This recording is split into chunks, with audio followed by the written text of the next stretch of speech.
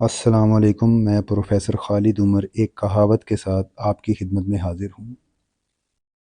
کہاوت کا عنوان ہے چراغ تلے اندھیرا، یعنی ایک عادل بادشاہ کے ہوتے ہوئے ظلم ہونا، یا پھر یہ کہ کوئی شخص غیروں کو فائدہ دے اور اپنوں کو محروم رکھے تو اس موقع پہ کہا جاتا ہے چراغ تلے اندھیرا ہے۔ آئیے اب ہم اس کہاوت کے پس منظر کی طرف چلتے ہیں۔ ایک دفعہ کا ذکر ہے کہ ایک سوداگر اپنا مال بیچنے کے لیے شہر کی طرف گیا۔ راستے میں ایک بادشاہ کا قلعہ آیا۔ جب وہ قلعے کے قریب پہنچا تو رات ہو چکی تھی۔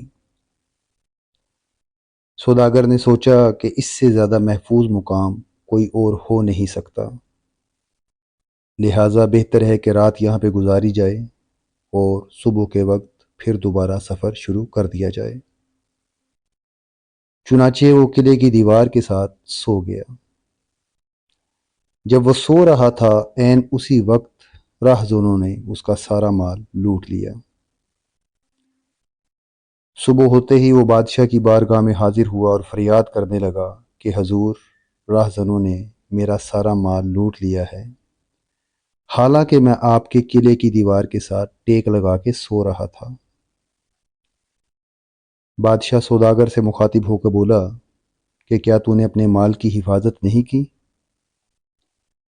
سوداگر نے کہا، حضور، بندے کو معلوم نہ تھا کہ جہاں پناہ کے ہوتے ہوئے بھی مسافروں کا سامان لوٹ لیا جاتا ہے۔